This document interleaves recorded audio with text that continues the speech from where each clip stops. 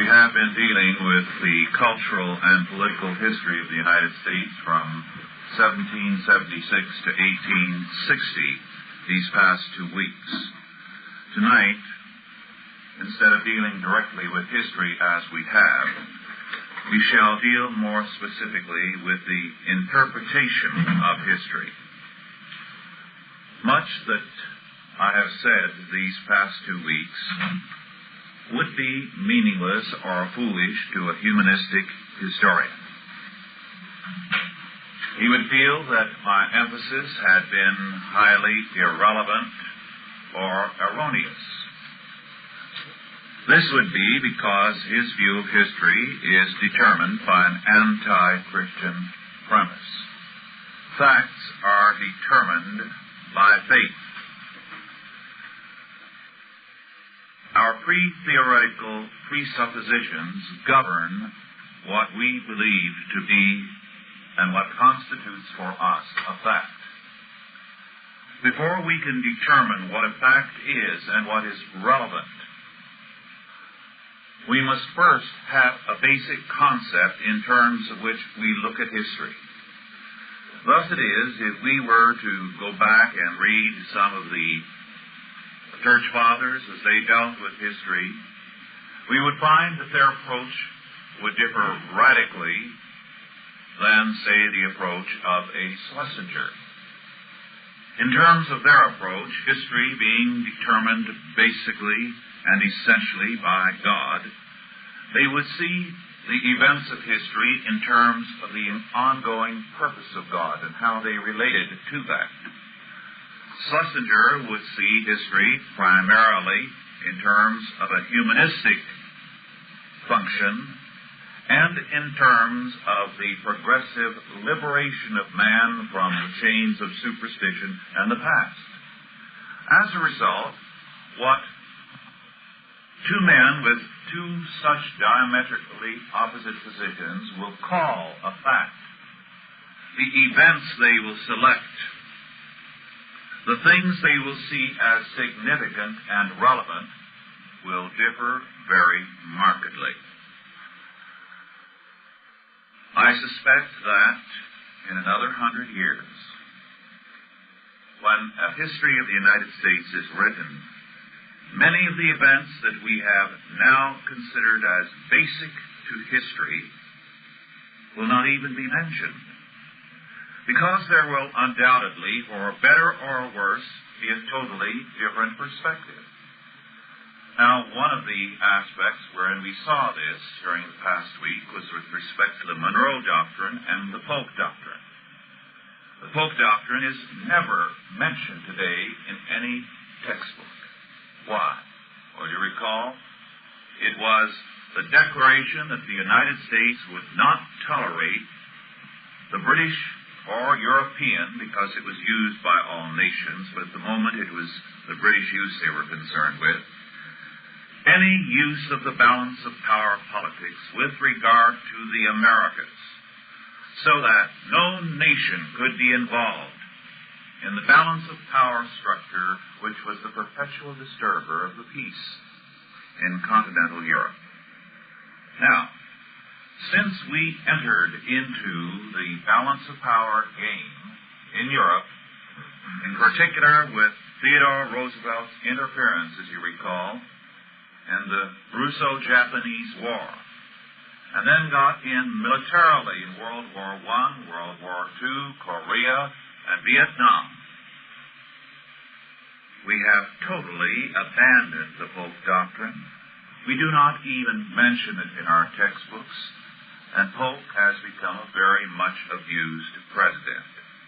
It is significant, you recall, that the first president to make a very powerful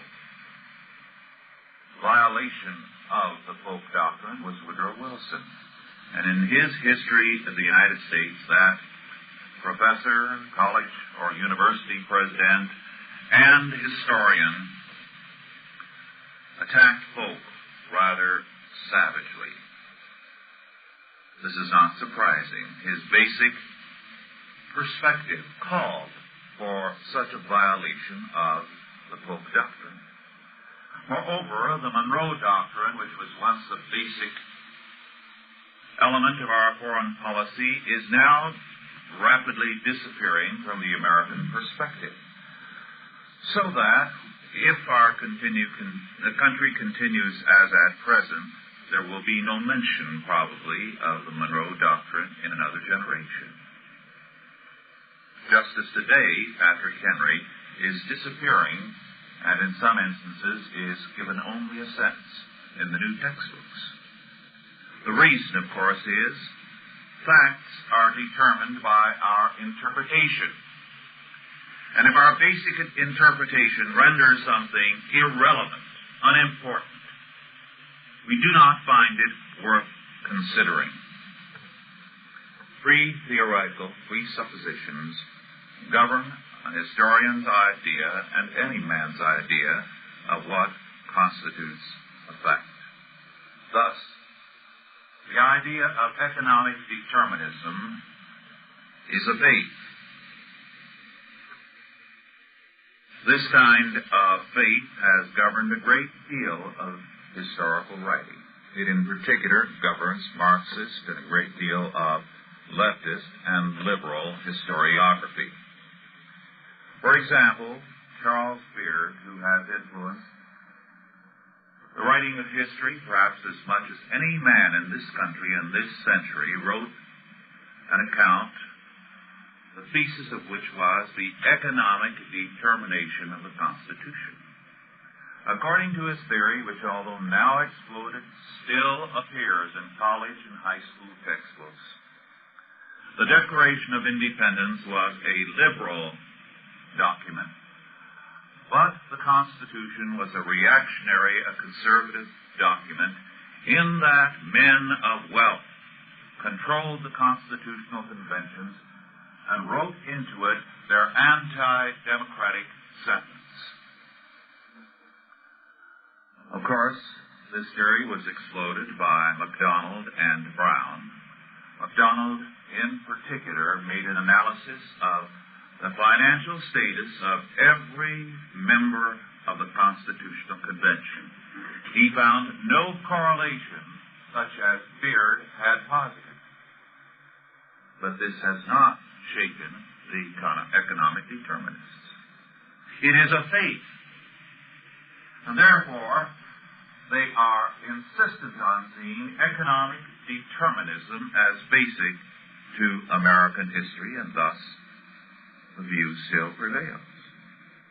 Now let me read you a passage. This passage is an interesting one because it tells you how history can be interpreted in various ways. This is a statement by Francis J. Grund, G-R-U-N-D, an immigrant, who described American social conditions in 1836. He wrote, "Business is the very soul of an American. He pursues it, not as a means of procuring for himself and his family the necessary comforts of life, but as the fountain of all human felicity. It is as if all America were but one gigantic workshop, over the entrance of which there is a blazing inscription, 'No admission here except on business.'"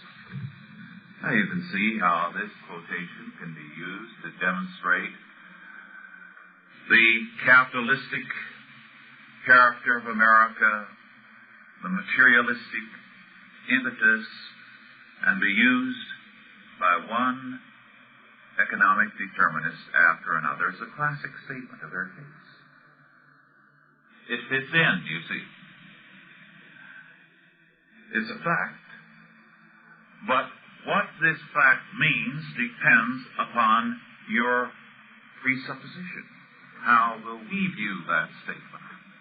Very differently. To us, what it spells is very clearly that the Puritan faith, which regarded any waste of time as a sin, was determinative in America. The Puritans believed in work. Waste of time, waste of materials, A lack of willingness to work was to them a sin. There was something wrong with someone who didn't enjoy working. You recall, de Tocqueville said that the emphasis in America as a kind of a religious faith on work was so great that if anyone were very wealthy and didn't want to work any longer, he had to leave the country. The idle rich were despised to such a degree here, it was impossible for anyone to be the idle rich in America. They left for Europe. They settled in England.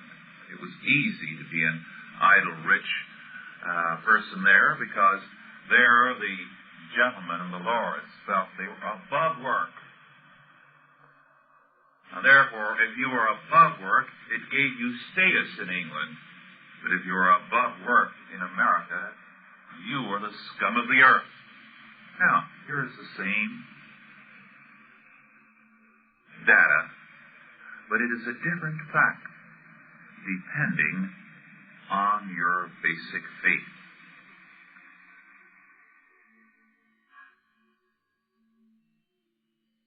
Let us look at another incident,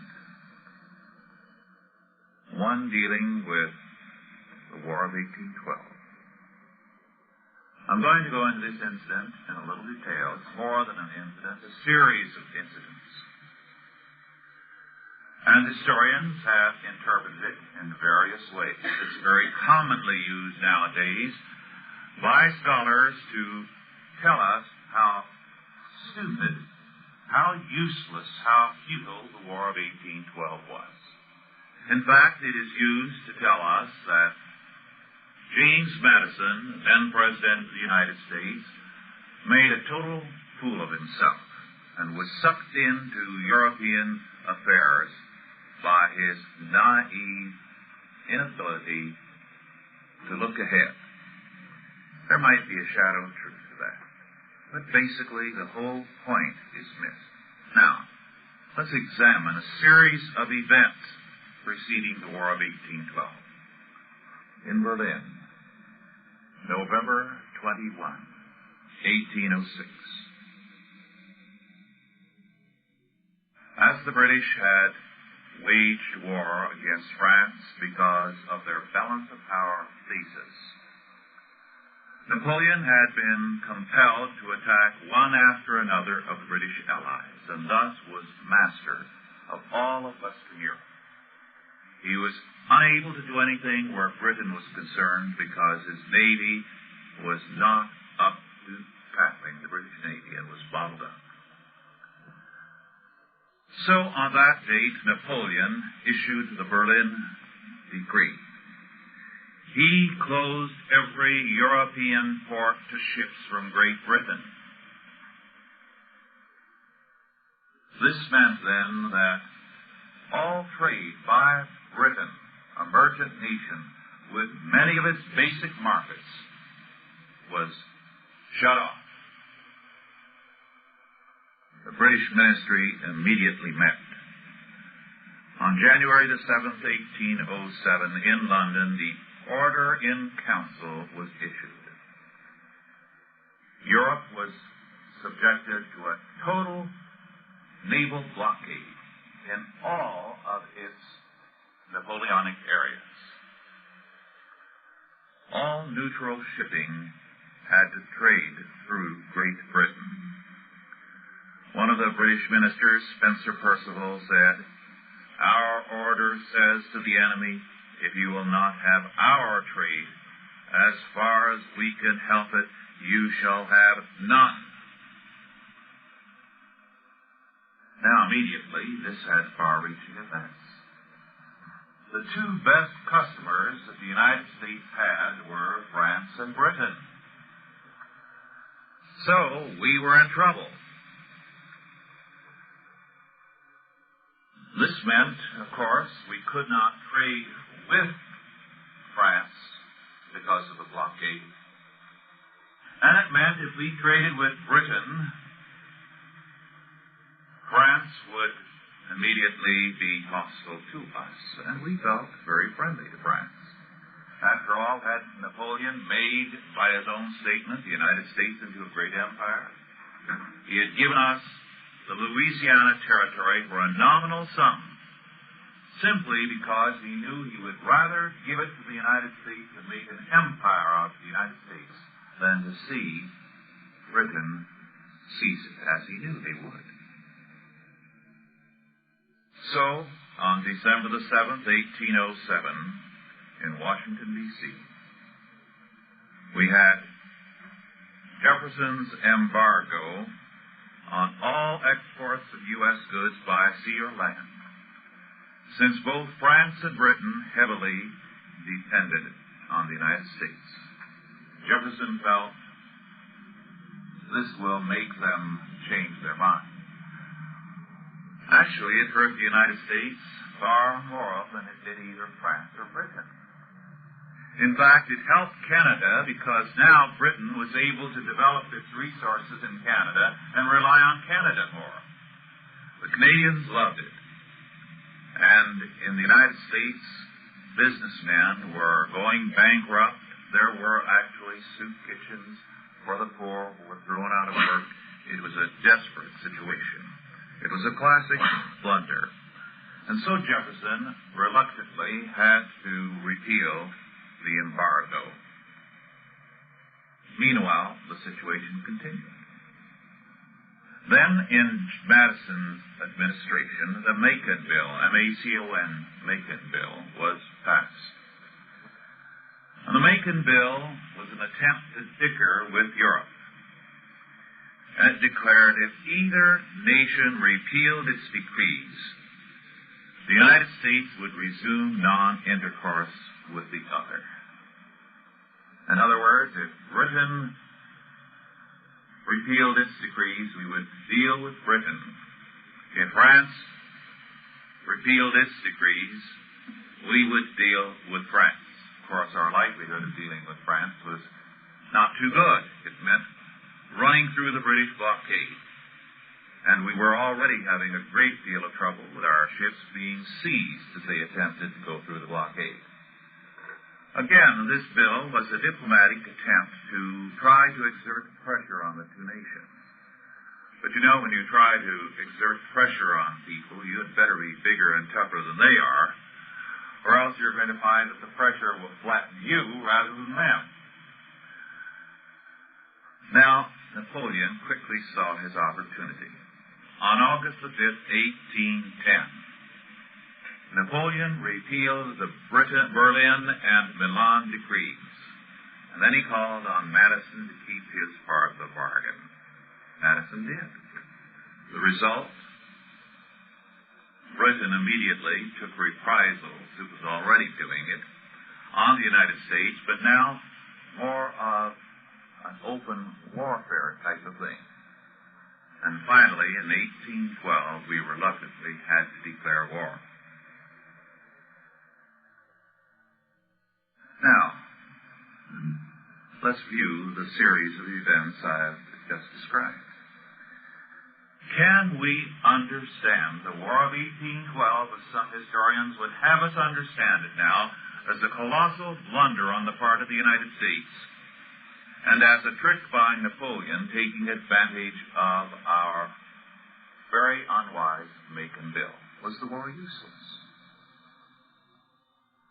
I suspect the overwhelming majority of contemporary historians would say the War of 1812 was a stupid war.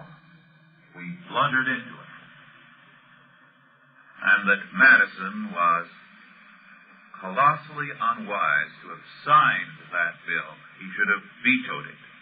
And then, having been trapped into signing the bill, he should have repudiated it when Napoleon called upon him to keep his part of the bargain. On the other hand, are we, in taking such a perspective, guilty of looking at really minor things? Was World War I really caused because a shot was fired in the Balkans, killing an archduke? Or was that just a match that hit the powder keg that was going to blow up sooner or later because they were lining up for it?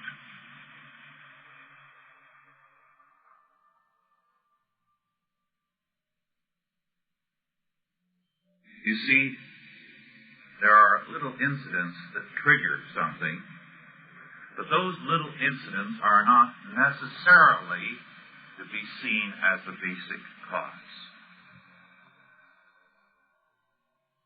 The traditional reasons for the War of 1812 were true. There was the British contempt for the United States, for its government and for its rights. From 1781, the end of the War of Independence, right up to 1812, a refusal to abide by its terms. There was the issue of the freedom of the seas, the confiscation of American cargoes, and the interference with American trade.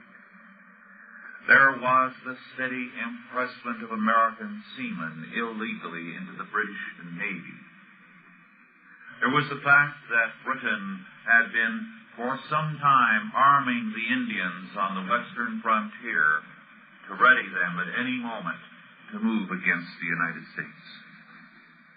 There was a long series of accumulated events. And as a matter of fact, we would have to say that the Americans leaned over backwards to avoid war. In fact, very prominent businessmen, anxious to avoid war, afraid of war, actually got up and lied when there was an investigation by Congress as to what was going on.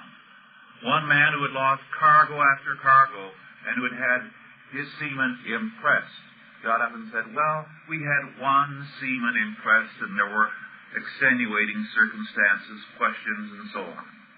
They did not want war. They were trying to avoid it. But no matter how much you try, when these incidents accumulate, war will come. And the Macon Bill, yes, Monroe could have repudiated it. Madison could have repudiated it. But the point is, by that time, it had become a state of war by Britain against the United States. So, you see, it depends on our view of history. What is important that will constitute for us the real facts of history? There are many who hold to what is really a contradiction in terms, an accidental determination of history. It is, however, basic to the faith of many. In the popular view, you might say there are two views of history, accidental determination and the conspiracy view. Because people are relativists, because for them the world is a world of chance, they tend to see things in terms of an accidental determinism. It just happens that way. Or else, again, lacking in a very thoroughly sound faith in God, if they see a determination by any force, it's an evil force. So it's a conspiratorial determination. Both are godless perspectives. An accidental determinism means that history is meaningless. A conspiratorial determinism says that the meaning of history is totally evil. So why get worked up? It's all going to go to hell anyway, so there is no cause for any great concern.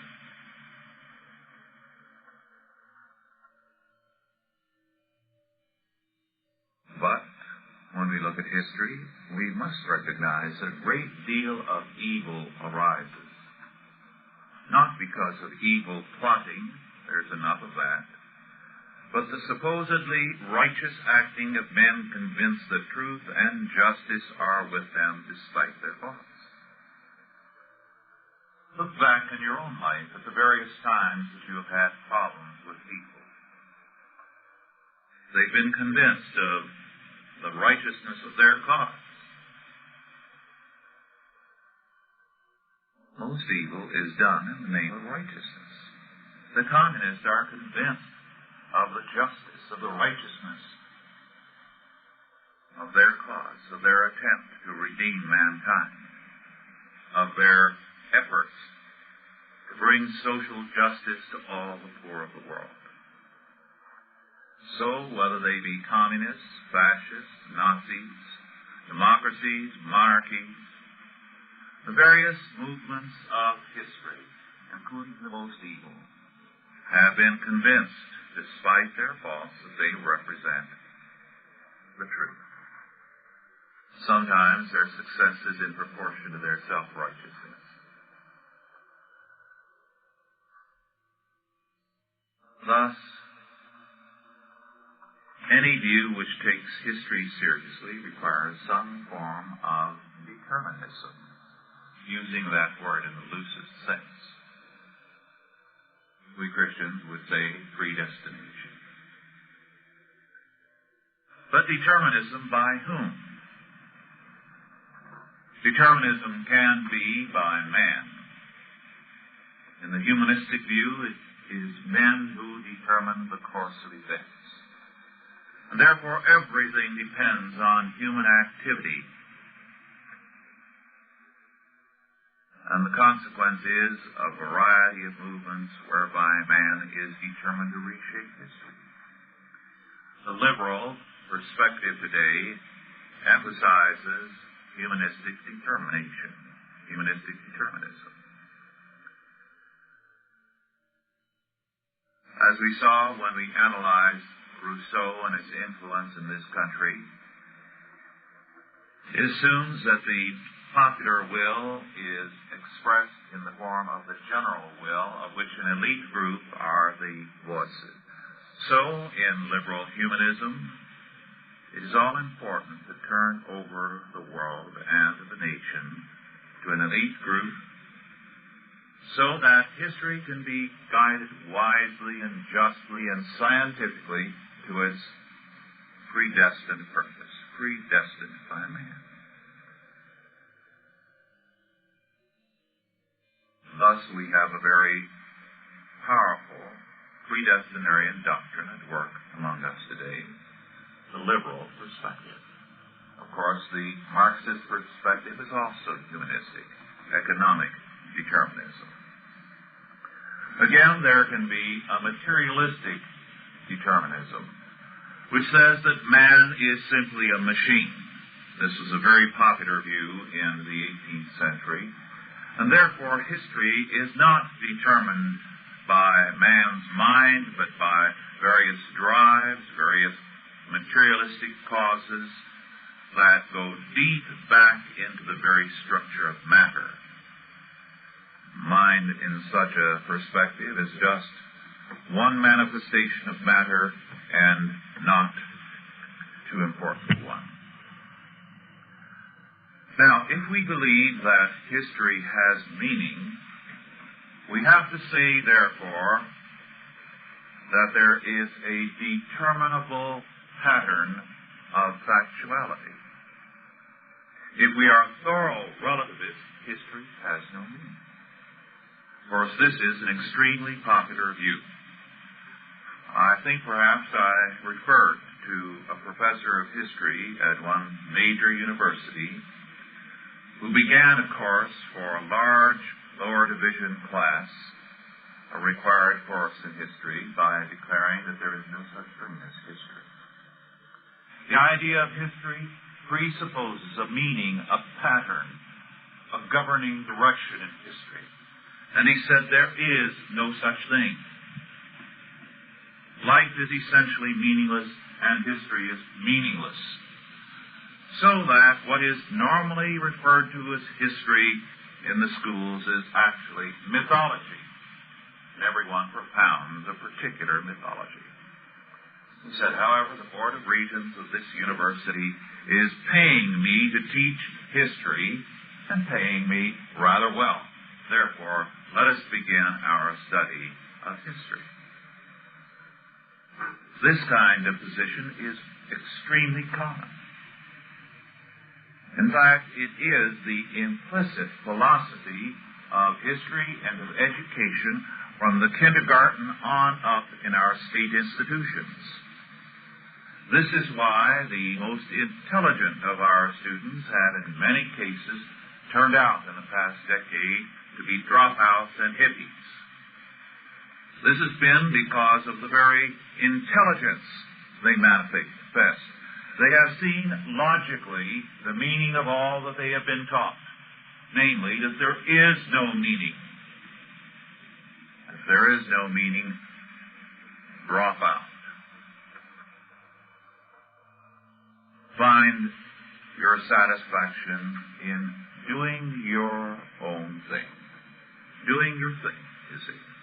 Since there is no overall purpose to life, no overall pattern to history, then do your own thing. Because if you do anything but your own thing, you are involving yourself in a basic myth. And to live mythologically, to live in obedience to a myth, is to be a fool. Drop out. Do your own thing. This kind of perspective today governs our age. It is existentialism.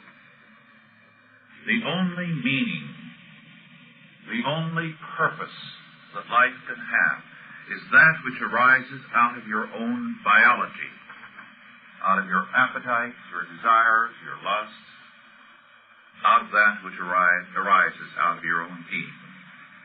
But out of your own being, as unaffected, uncontrolled by any laws or ideas of education, of church, of parents, of religion, or of society. You do your own thing. And you express your contempt of all of this by violating its rules. It is significant that in view of all that was said, that LSD was dangerous, and all that has been said about the very serious menace of marijuana, youth has deliberately, under the influence of existentialism, gone out of its way to do these things. Why? To show its contempt for the world of meaning. Now, in a hippie publication, I saw a statement a year or two ago which said, this was an underground publication, that syphilis was a badge of honor. Well, that's a startling statement. Why? Why should anyone in their right mind consider a venereal disease a mark of honor, a distinguishing characteristic? One of the problems, we are told, is getting these youth in to take treatment. Well, the answer is this. You regard venereal disease as a horrible thing because you live in a world where good health, good morals, a good family life are important. But if life is meaningless, you're a fool to live that way. And therefore, to show your contempt for any such mythological living, you regard it as a badge of honor. It does demonstrate that you are a liberated person. Now, this is a theory of history, you see, that is being acted out all around us. Emphatically, a doctrine of history. Since history is made up by the actions of millions of people, and it is the sum total of what the people think and believe and do, you can see when you have this kind of perversity, what kind of threat it holds for the world. The kind of thing I have cited with regard to venereal diseases, that mentality is not limited to our youth. You will find it throughout Europe, and there are those who say you will find in some cities like London and Amsterdam far more extreme expressions of it than you can here. Moreover, it has been, I think, quite well documented that behind the Iron Curtain it is extremely prevalent. In the Soviet Union, the highest badge of honor is to own and wear the faded past genes of Western youth, because it identifies you immediately as one of these. I have a doctor, an ear specialist in California, whose son made a trip to Europe, and he decided to drive behind the Iron Curtain. With his VW, he set out, and he quickly found something of a problem to drive into the Soviet Union. First of all, getting gas is very, very difficult, and you get it at the right time or you don't get it at all. Moreover, there are no comfort stations anywhere along the line. On top of that, every so often there's a guard checkpoint, and you stop and the guard checks you out, checks your license plate and the time you entered, and phones ahead so that you are expected to be at another point at a particular time and never to stop along the way. One of the real problems of travelers who go in this route is that if for lack of a comfort station they stop in desperation along the way, go into the bushes, there may be a Secret Service man there who is sure they're guilty of some dastardly intention against the Soviet Union. So this young man finally decided to stop. And when he went over into the bushes, he was petrified. He heard a psst, and he thought, oh, it's the Secret Service. He turned around, it was a young Russian. And he very quickly found out what he wanted. He was trying to dicker for his pants. At first he was a little shocked because the young man was trying to pull his jeans off him. Typical hippie-type jeans. But then when the young man pulled out all kinds of rubles, he got the point. And because he was in such a state of shock, thinking he was about to be arrested by the secret police and transported to someplace in Siberia, it took him a little while to recuperate. And the young Russian, belonging to some powerful family, no doubt, and loaded with rubles, kept thinking he had to offer a higher price. So he kept slapping down more and more rubles until finally he took off the jeans and opened his suitcase and took out another pair of pants. The deal was consummated and he went on to Moscow. He had enough rubles to finance his entire vacation there. Now, the point of that story is the extent to which the Soviet youth want the marks of this existentialism because they know precisely what it means. Some underground literature has been smuggled out. I read one underground novel of this existentialist youth.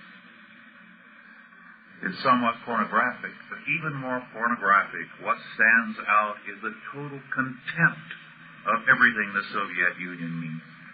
The total contempt of all meaning. It caricatures, on the one hand, the Soviet regime with such savagery that it is staggering. And it obviously comes, judging by the people who are in it, it's thinly disguised from the circle of the young intellectuals.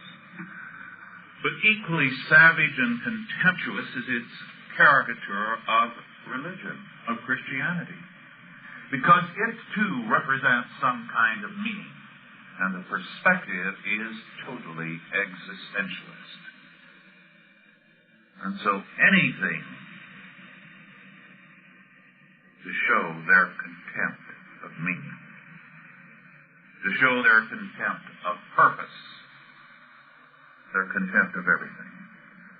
And this is the dominant theme of this underground novel and of much other Soviet literature.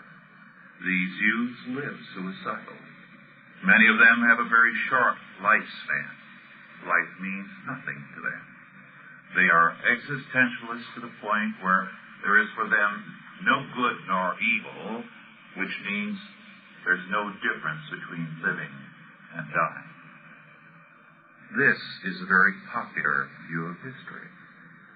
The extent to which it is progressively having an impact on our view of ourselves in our historiography is very great. It leads to a radical cynicism about our history. Why?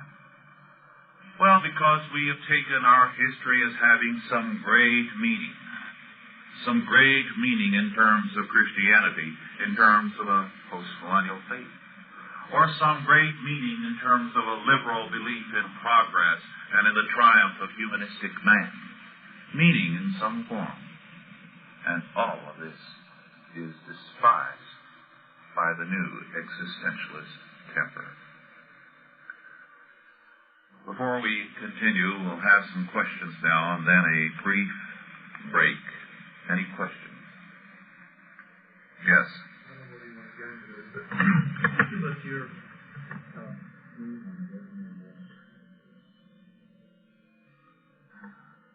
The question is my views on the Vietnam War.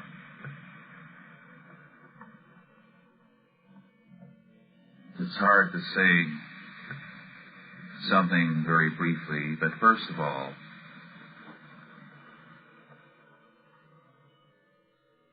the Vietnam War involved one disastrous blunder after another in our foreign policy. One of the first things we did in Vietnam doomed that country. We worked throughout the 50s to overthrow the one unifying force in Vietnam, the Emperor. We did this because we were interested in democracy. But for those people with their Buddhist faith, the Emperor was a kind of living God. He was the one person who had legitimate authority in their eyes, and therefore could command the people, and could command quite a following in the North. As a result, we have left South Vietnam without any legitimate principle of authority. You see, for us, a person has authority if he is elected. His election is legitimate and in terms of the Constitution. But for them, counting noses doesn't confer authority. It's a totally meaningless idea to them. For them, authority comes in terms of their religious presuppositions, and the emperor was the principle of authority. So we destroyed the very idea of authority in Vietnam by imposing our liberal ideas upon them. Then, because the armies that came together were essentially governed by some kind of idea in terms of the old regime, and the major army was in terms of a particular religious cult there, we proceeded to destroy those armies because they were not democratic in principle. They were governed in terms of a basic faith. So we disarmed Vietnam totally. We sent our troops in. And then, after a while, we began to demand that they create a democratic army in terms of our kind of faith, and a democratic government supposedly had meanwhile been set up. Now, what we have done, you see, is to destroy the very principle in terms of which the country was based. Now, the communists knew better. The Viet Cong continued the basic faith of the country. They used the Buddhism to foster their own communist ideas. Instead of the emperor as the representative, as the kind of living God on earth, it was the dictatorship of the proletariat, as personified in their leader, Ho Chi Minh and then his successor. So their idea was closely tied with the old faith of the country. Now, there's no question that many of the emperors that the Vietnamese have had over the years have been bad emperors, but they have been obeyed by people because their religious faith makes them obey a man who is their living God, as it were. So it is in North Vietnam. There's no doubt that large numbers of the people are very unhappy about what they have. But what they have is more closely tied to their religion than what South Vietnam has. It's rootless. It's rootless. So we have done a great deal of damage there. There's no question that there's more freedom and there is more opportunity in South Vietnam, but the country religiously has been broken. And this has made it very, very weak. Let's put it this way. We as Americans in the last 50 years have put up with one bad president after another. But we have obeyed them. We haven't regarded it as an occasion to say, we will start guerrilla activity, we will create a revolution. No. We have felt that our government has been bad, but it has been a legitimate government.